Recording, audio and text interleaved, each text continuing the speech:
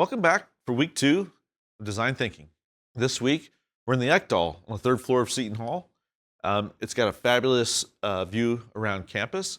You can't see in the frame, but there's also a roof garden up here, a green roof. It's fabulous multi-function space.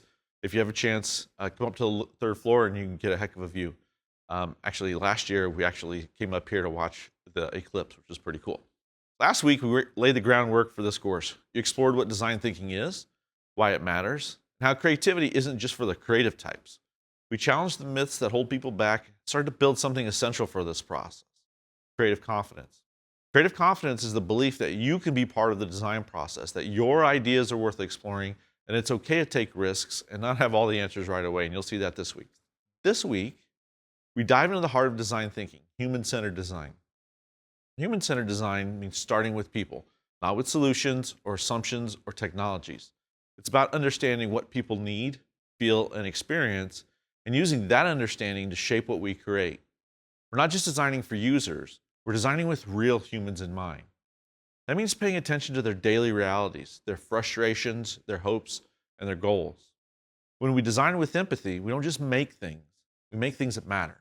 At the core of human-centered design is empathy, which is the ability to see the world through someone else's eyes.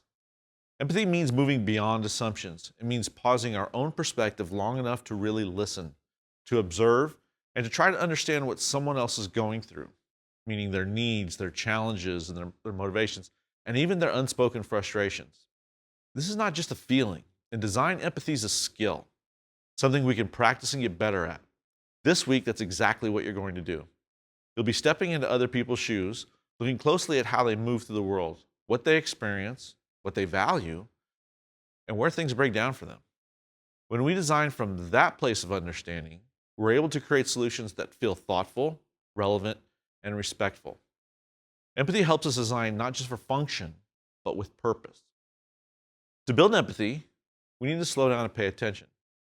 This week, we'll practice 3 essential skills that do just that: observation, noticing what people do and say, especially the small details that often go overlooked; interviewing, asking thoughtful, open-ended questions that invite people to share their experiences; and while we won't do this fully this week, the idea of synthesis, so making sense of what you gathered, spotting patterns, and uncovering deeper insights that guide meaningful design.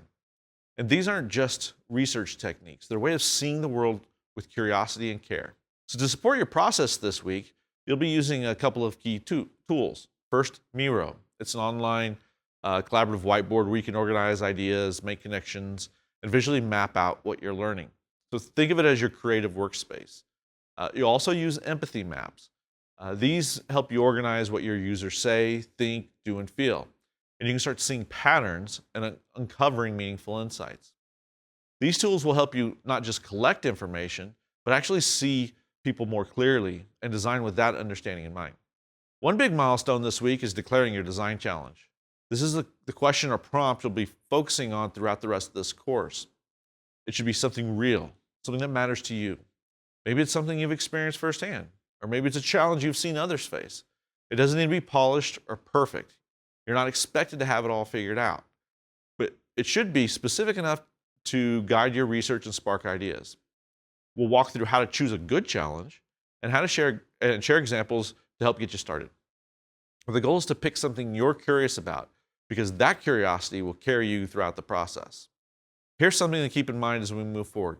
Staying on schedule matters, not just for you, but for the whole learning community. Design thinking is a process, and this course is built around shared momentum. When you stay on pace, you're able to dive deeper into your work, and your contributions help keep the entire group moving forward. Your insights and participation matter. They shape the conversations, the reflections, and the energy of the class. So stay engaged, stick with the pace. This works best when we're all learning together.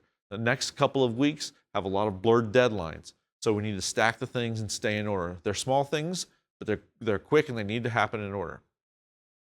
The work you do this week is the foundation for everything ahead. So stay curious, stay engaged, and have a little fun with it. Let's get started.